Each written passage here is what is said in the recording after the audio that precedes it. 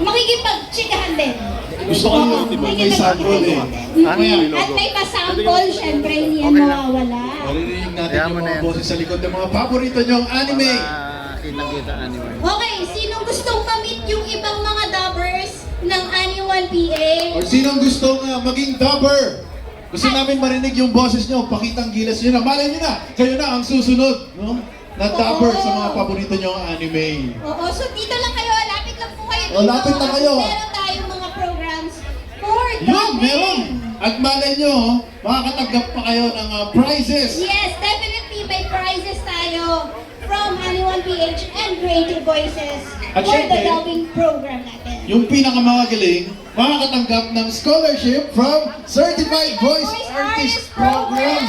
That's 33 That's on on- January na po yan. Worth 25,000. That's 25,000 pesos worth of scholarships. Wow! Ituturo sa inyo lahat para maging, Wow! paano ba maging isang voice artist? O, diba?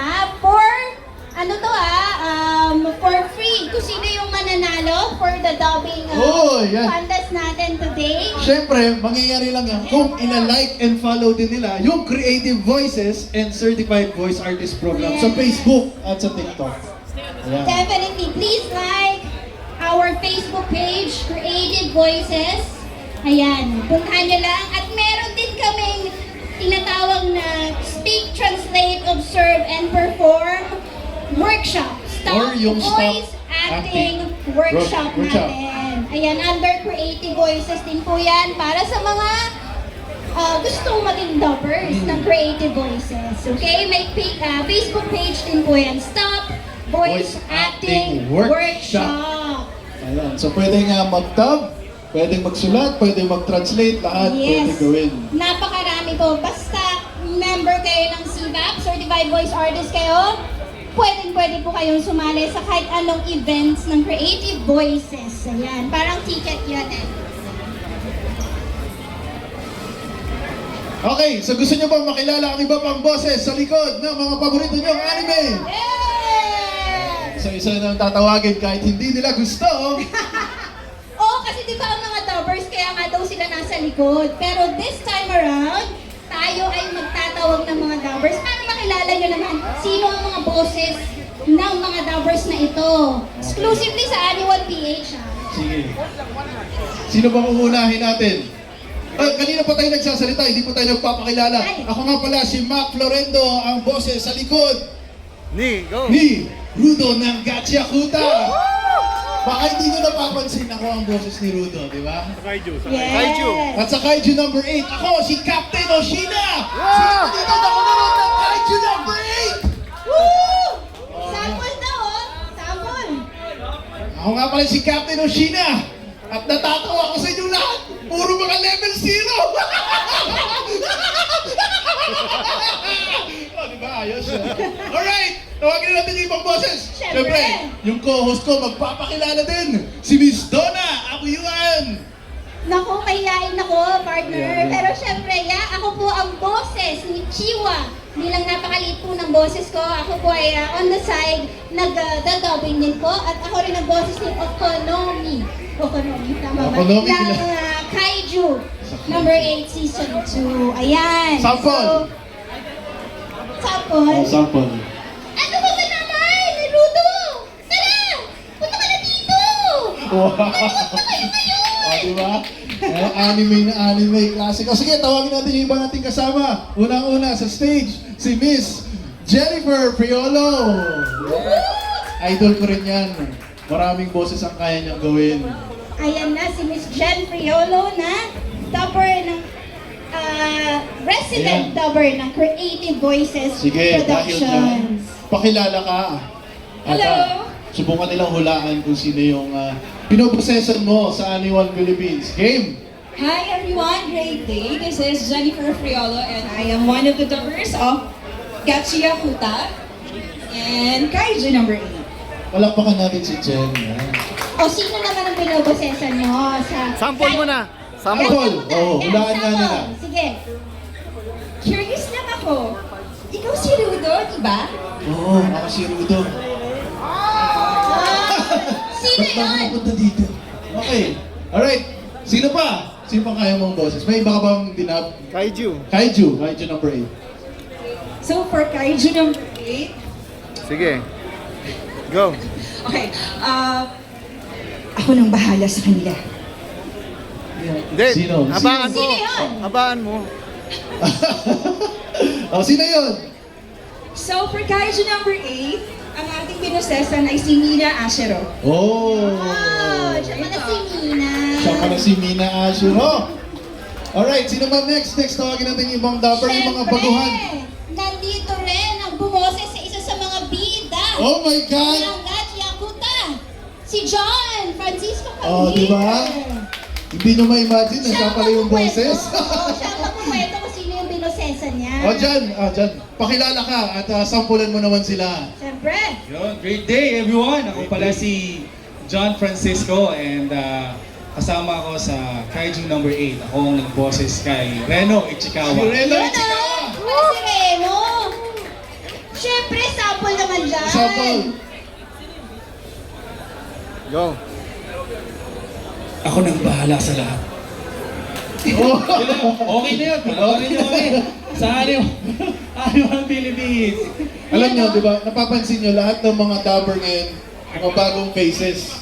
Kasi yan ang talagang programa ng Creative Voices ng Anyone Philippines para magbigay ng chance naman dun sa mga Yes. aspiring voice artists. Kasi Yes. maraming talented dyan, no? Kailangan lang natin sila bigyan ng platform. Tulad ngayon na nasa Toycon tayo ngayon, no? Bibigyan natin ng mga chance yung mga gustong maging dapper! Yes! Ayan o, nandito sila. Lahat ng mga gusto maging dubbers, curious to dub. Ano ba ang dubbing ba? Ano ba ginagawa ang dubbing? Punta lang kayo dito sa harap at meron tayong program at meron tayong nagting kwentuhan. Yan, tungkol sa ating ginagawa dito sa Creative Voices. At syempre, At meron syempre, tayong sino pa? dubber. Oh, invite Oo. natin. Isa sa mga baguhan din sa mundo ng anime dubbing. Yes, Tawagin na walang natin. iba kundi si Nessie Talastas. Woohoo! Over Yun. here! Yay! Ayun siya. Magkwentuhan din niya Sige, tayo. game. Sino ba ang tinawag natin, Nessie? Great day! Great day! Ako si Nessie Talastas and I'm one of the dubbers for Kaiju number 8 and Gachiakuta. Meron kang ganyan sa... Yan! Siyempre, hindi natin palalampasin. Diba? Ang pasample Sample. ni Nessie. Okay, pikit.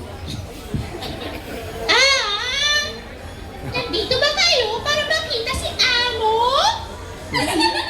Uy! Ayun! Siya pala si O, Amo. sino makakahula? Sino yun? Kaya mo nga eh. Sinabi na, friend. Malapit na. Si Madam. Oh. Yes. Oh, si Amon. Si Amo nga. Ha? Oh, siya pala yun. Oh, correct. Sa At Kaiju syempre, naman. Kaiju naman. Sa Kaiju. Sa Kaiju, may binosesan ka ba sa Kaiju? Go. Sige. Talaga ba? Kung gusto mo, sige. Pero akong bahala sa naman training. Oh, sino yun? Hikari! Yeah, ayan. O, Oh, diba? si Hikari Shinomiya. At gusto ko palang ipakilala yung isa sa binosesan ko rin sa Kaiju. Ito, hulaan niyo kung sino. Oh, ano ba yan? Kailangan mag-training lang tayo ng mag-training. Ano ba yan? Red the Buhok, sino yun? Si Furuhashi. Si Furuhashi. Murohashi. Ayan, so ngayon nakilala nyo na yung mga bagong boses sa likod ng mga pinaka-paborito nyong anime. I think it's time na we also hear sino ba talaga ang may pasimuno nito. Hindi, mamaya na. Mamaya. So abangan nyo ha. Magkwentuhan muna kayo lahat. Paano nagsimula? Ganyan lahat. Ayan, so siguro interview natin isa't isa. So dito kayo sa gitna. Yan. Paano ba kayo nagsimula sa voice acting or sa dubbing? Para yung mga nandito ngayon, di ba? Kasi curious din sila. Paano ba magsimula? Yan yung laging tanong. Paano ba Ma-inspire din magsimula? sila Jen. bilang mga bagong dubbers. Paano? Diba? Paano sila nakapasok sa mundo ng dubbing? Correct. O, magsimula tayo dito sa aking tabi, si Jen. Okay, so, Go. Alright, si Jen. okay. So actually, nag-start tayo sa interest natin with anime. Way back pa when I was still young. And, How young? Pero, How young? 19. Ganun. Megan Young. 19 po ako, gano'n. Tapos, nung pandemic kasi, nag-join tayo ng isang workshop, which is yung CVAP, or Certified Voice Artist Program. And through that, nag-audition, nalaman natin yung mga bagay tungkol sa voice acting. And 2022, nag-audition tayo sa mga iba't ibang projects under Creative Voices. And ayun po, nakuha tayo as one of their dubbers. And dito nga na nag-start tayo dubbing as sa anime. Doon tayo na-start. Pero naalala ko yung kwento, si Jen, nag-attend lang din ng Toycon to dati, sir, no? Sa VoiceWorks pa yata. No, actually, it was back in 2000. Basta, yun. Matagal na. 2000-ish, ganon. Oo, nakita ko doon si Sir Pucholo De Leon Gonzalez and naisip ko na i-follow siya sa Facebook dahil isa ako sa mga gusto talaga maging dubber. Bata pa lang ako. So, doon nag-start yung ating... Nakasamba ka rin ba sa stage, no? Nag-sample ka? Oo, nag-sample ako noon, pero kasi unfortunately hindi tayo nakuha. But,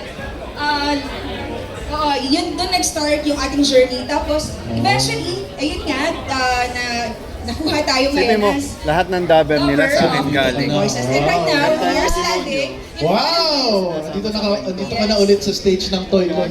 So ulit no, si Jen, nag-attend din siya ng mga ganito, ng mga Toycon. Tapos nakilala niya yung Creative Voices, nakilala niya yung Voice Masters, tuloy-tuloy na yung kanyang journey. At Yes. nandito pa rin siya sa stage ng Toycon. Wow!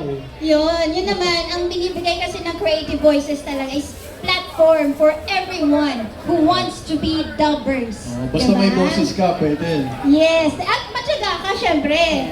Tayo naman hindi nagbibigay basta-basta. May project ka na agad. Syempre mag-o-audition yan. May Correct, kailangan. process You yan. have to show up. Alright, next naman, Okay. si Reno! Reno, ano ba yan, Reno? O, Reno! Hello, so yun, actually nag-start ako before sa panglagay ng boses sa harap ng TV. I guess, lahat naman tayo, pag may mga gusto tayong anime, yun yung una nating ginagawa. Nanonood tayo ng anime, hinahanap natin yung favorite nating character, tapos Yes. kaya natin. So yun, yung mga kaibigan ko, yan, nagsimula sa laro, ganyan, hanggang sa later on, na-develop yung interest ko sa pagbuboses. And before, VoiceWorks siya. Tapos, na-introduce ako sa Certified Voice Artist Program. So, hindi na nagsisimula ako and yun, luckily for me, nagkaroon ng mga opportunities and maganda rin yung timing kasi nabigay sa amin yung kahalagahan ng pagiging available sa commitments and especially sa mga bagay na magbibigay sa ng talent improvement. So yun, simula nun, naging part ako ng CVAP and afterwards I was also a part of the Stop Voice Acting Workshop. And yun talaga bibigay ng intensive look and experience sa pagbuboses sa inyo. So yun, kaya ngayon nandito na tayo. Yun. John, may tanong ako. Sir, Yun. Kasi first time mong maging bida, di ba, dito sa Kaiju Yes. Hindi sa ano? Kaiju isa sa mga bida. Yes. Anong pakiramdam na, di ba, nagsimula ka lang, nangarap ka lang, tapos ngayon ikaw na nagbuboses sa mga pinakasikat na anime. eto sobrang honest to goodness, answer ito. Minsan hindi ko pa rin Sandali. mapaniwalaan na Maingay kasi boses hindi ko yung nagsasalita pag mag-work pinapanood yung episode. So, ayun, sobrang ganun Bubuksan ko pa yan kasi dito. makikita na sobrang galing. I'm so Yan, happy AI yan. to be finally a part of something I really want to be a part of and something that I really want to do sa buhay ko kasi this is a passion project for me personally. Pwede mo Kaya, kausapin. ayun, to answer your question, grabe. Hindi pa rin ako makapaniwala hanggang ngayon. Oh, wow!